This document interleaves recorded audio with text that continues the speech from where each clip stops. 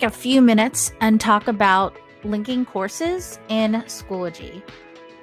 So if you're like me, you might have multiple courses, but of the same class, like the same grade level, or maybe 2 language arts or whatever. So to link my courses, the first thing I'm going to do is I'm going to go to my courses so that I see all of my courses. Hopefully you don't have as many as I do. I am definitely an enigma. And then what I want to do is take a look, and they have to be in the same grade level. So right now, all my 3rd grades are right here. Okay, and I'm looking at my schedule, and I'm going to have section 11 and section 2 at the same time. So I'm going to go ahead and pick the first one, and I'm going to go to link existing section. And then I find the one that I need to connect it to. And this is weird. It makes you download, but even though we haven't started anything with these courses yet, there's nothing there, but you just kind of have to, that's the default thing. And so it'll just go to your downloads. You can trash it later. Okay, and I'm going to go ahead and link sections. So now you'll see that my 2 sections are linked. So the next thing I want to do is I want to edit, and I'm going to change the section names to something that might make a little more sense to me. So I might say block 1 or block 2. In my case, since I teach different homerooms, I'm going to write the homeroom.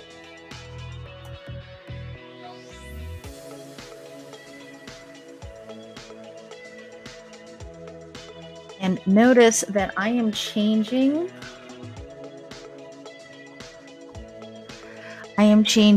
the section names. I'm not changing the course name. Even if I changed it, it would go back when it syncs again with PowerSchool.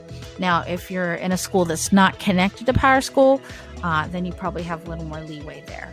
But the only thing I want to change are my sections. And that's really helpful because now I have those 2 section names and I can find that course really quickly. So now that we have linked our classes, let's take a look at how you can individualize things if you need to. So first of all, I have 2 sections linked. So right now I just have a page and I have a quiz. And for both of these, I can see that 2 sections have access to that material. Now, if I want to change it, I can go to edit. One thing I want to caution everybody, don't look at the picture.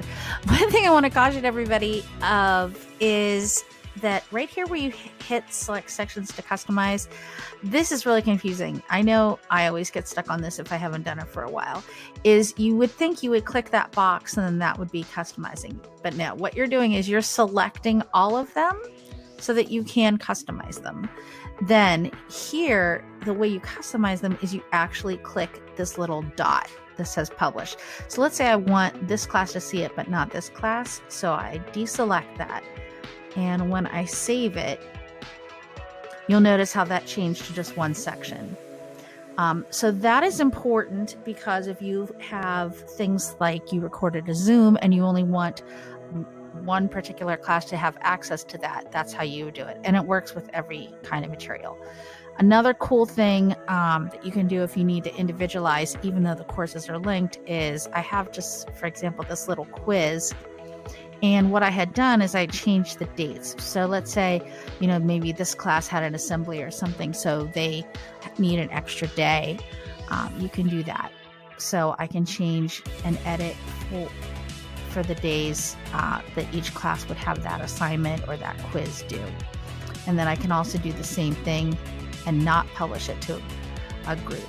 So before it had 2 sections and had the 2 due dates, now it just has 1 section. So I hope that helps working with linked courses. Good luck.